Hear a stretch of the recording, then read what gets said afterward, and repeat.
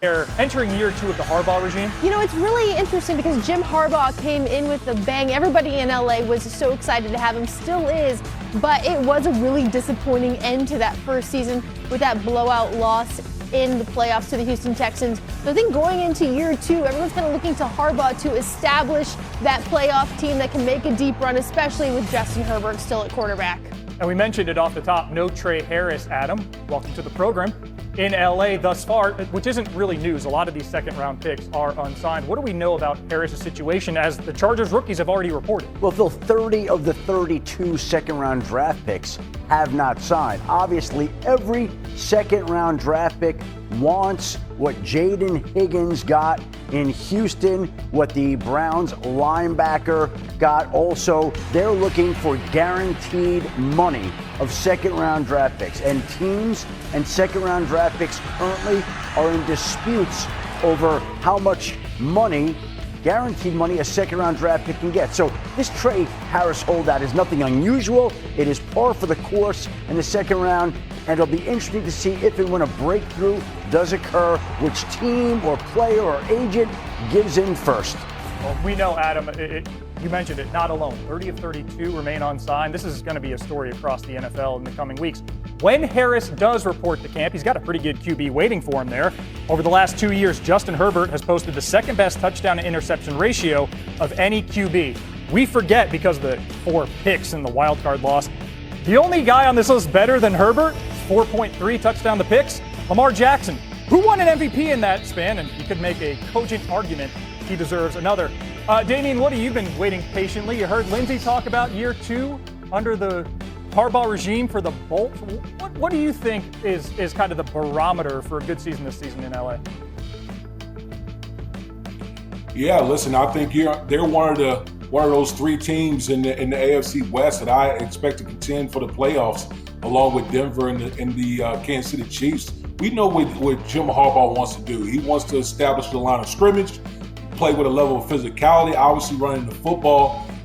But they have a Ferrari at the quarterback position in Justin Herbert.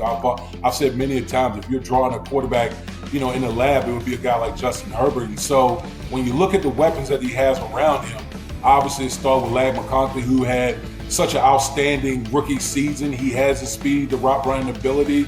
You got Quentin Johnston, the former number one pick, who's kind of been a disappointment over there. Obviously, Mike Williams is coming back, and Adam touched upon Trey Harris, the big play wide receiver out of Ole Miss. I think the question mark is how much juice can they get? How much juice can they get out of this passing game? Because when you're talking about the AFC as a totality, you're going to need explosive plays. You're going to need to score points in bunches in order to try to separate yourself and be one of those contenders in the AFC. Damien brings up the passing game that they have to have, and they do. But this team also is always going to be about running the football. And it's going to be a new backfield for the Chargers this year, led by the first-round draft pick, Omarion Hampton. They signed Najee Harris. It'll be interesting to see if he's going to miss any time at all with the superficial eye injury that he sustained on July 4th in a fireworks accident. So there are some running backs there, new faces in the backfield, and you know that Jim Harbaugh always is going to look to pound the rock. Last season obviously was a disappointment for this Chargers offense, but Greg Roman did point out Justin Herbert now, this is only the second season in his 6-year career that he's had the same offensive coordinator for consecutive seasons. Going into this point of training camp, he is much further ahead than he was a year ago. They've made some adjustments about how they run their installs and how they do things. So going forward, Roman says that Herbert could basically run practice himself. That's a lot different than what it was a year ago when he was trying to learn yet another new scheme. So watch for Justin Herbert to be ahead, but it's going to come down to the run game. Yeah, and Herbert missed time last summer as they were installing the offense with the injury as well. So he's healthier and he's more familiar with the offense. And more weapons outside in addition to those we've named. Keandre Lambert-Smith also joins Ladd McConkey entering year 2. All he did was break the franchise record for receiving yards and catches, then put up 197 and a touchdown in that wild card loss to Houston. But the guy throwing the ball remains less certain. In Cleveland, the Browns traded for Kenny Pickett, then signed Joe Burrow, then traded all over the draft, drafted 2 more QBs. Kevin Stefanski was asked how he planned to split reps across that crowded QB room. Obviously, there's that old saying, you treat everybody fairly, but not the same. It's related to that. You know that there's guys that need to get X number of reps. There's guys that don't. I mean, Joe is, 40 years old, has seen a lot of football, has played a lot of football. He does not need as many reps as the young guys do. So tried to be smart where we can still give Joe an opportunity to get better, an opportunity to be evaluated, while also maybe shifting a few of those reps to the younger guys, and then mixing it up throughout. We had multiple guys in there at multiple spots, and that's kind of the way we've looked at doing business here the last 3 weeks with 9 practices, where we just want to see a lot of these guys in a bunch of different situations. That is a voice that has become very familiar to Daniel Oyefusi, our Browns team reporter, here with us. And Daniel, we got 4 quarterbacks currently healthy on this roster. Any sense what the plan is? 4 quarterbacks once camp opens next week in Berea?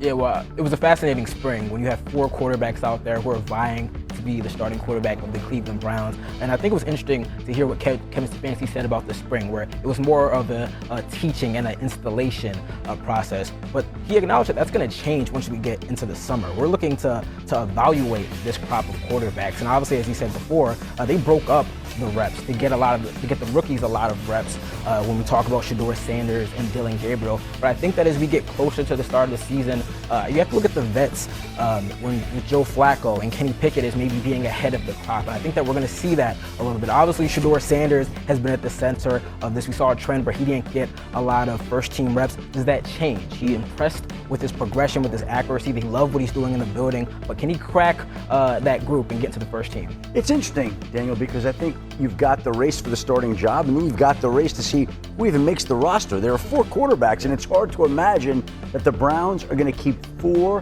quarterbacks on their opening day roster. And if they're not keeping all the quarterbacks, you would think that they're going to keep both the draft picks, Dillon Gabriel and Shedeur Sanders, unless one of them falters terribly. So now we're down to, okay, who sticks?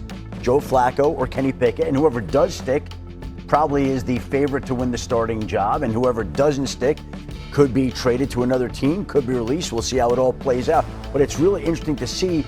This might be the most interesting position battle of any team anywhere in the league as training camp goes. I'm curious, Daniel, did any quarterback jump out to you during the spring? Just your opinion.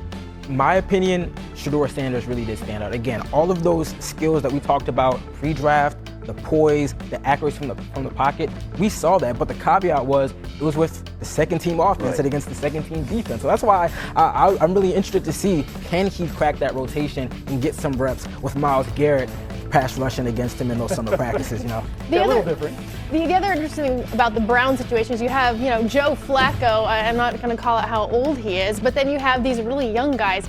This last week I was in Kansas City talking with Patrick Mahomes, and he was asked, what led to so much of your success here, and among all the other intangibles that obviously Patrick Mahomes has, but he talked about the situation that he came into.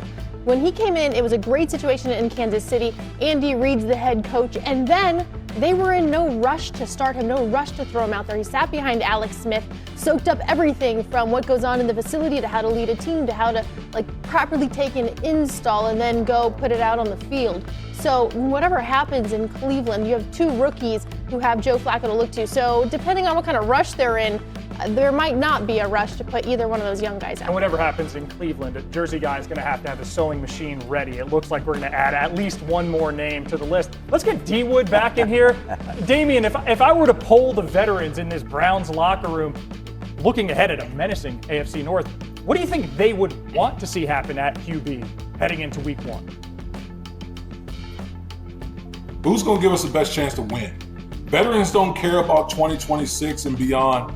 All vets care about is who's going to give us the best chance to win in this moment, in this season. And so if you're asking the veterans, they have a keen eye. They're looking at all these guys and the reps they're taking in practice, okay, because that's where everything is decided. And I think if you're Kevin Stefanski, the one thing you have to do, the one thing you can't do, you're not going to fool the players because we see everything. We see it all. And so you got to go out there and you got to announce at the end of the process the guy that's going to give you the best chance to succeed. If that